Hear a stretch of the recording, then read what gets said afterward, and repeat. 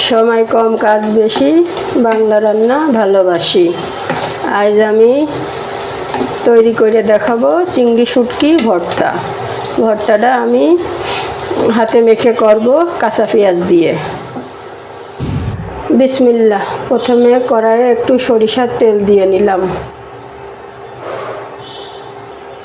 এরপর 4-5টি শুকনো মরিচ ভেজে নেব।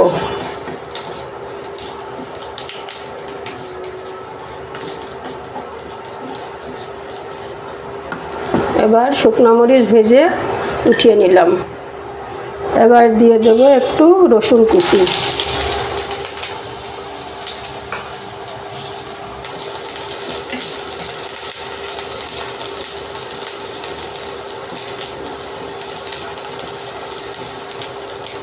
রসুন ব্রাউন কালার হয়ে যাওয়ার পর দিয়ে দেব আগে থেকে ধুয়ে রাখা চিংড়ি শুটকি।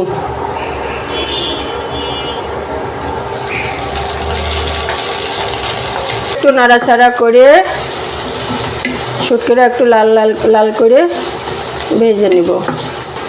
এখন 9:30 বাজে।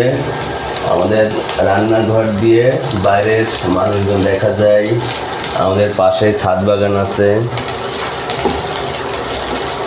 ছাদের উপরে অনেকগুলো গাছ আছে।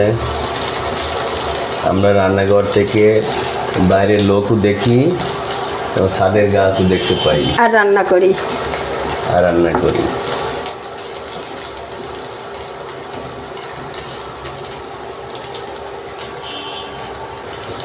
আমাদের বাইরের একটু সিনারিও দেখানো শেষ, আমরা আবার রান্নায় ফিরে আসলাম।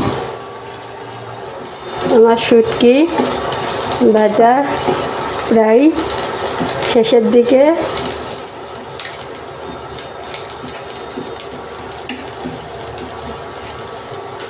হ্যালো বন্ধুরা, এই বাংলা রান্না চ্যানেল আমার ওয়াইফ চালাই। সেই রান্না বাড়া করে ইউটিউবে ভিডিও আপলোড করে, তা সে অত সময় পায় না। সে যখন রান্না করে আমি ভিডিও রেকর্ডিংয়ের জন্য তাকে একটু সময় দিই।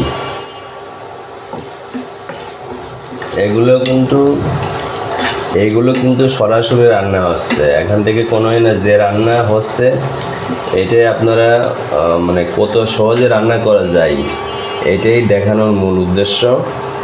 এটা যে রান্না হচ্ছে এখান থেকেই কেটে ছোট করে এডিট করে ইউটিউবে আপলোড করা হয়। হ্যালো বন্ধুরা, এ পর্যায়ে আমার শুটকিটা মুসমুসে করে ভাজি করা হয়ে গেছে। এবার আমি চুলা থেকে নামিয়ে নেব। ভর্তাটা আমি হাতে মেখে করব কাঁচা পেঁয়াজ দিয়ে।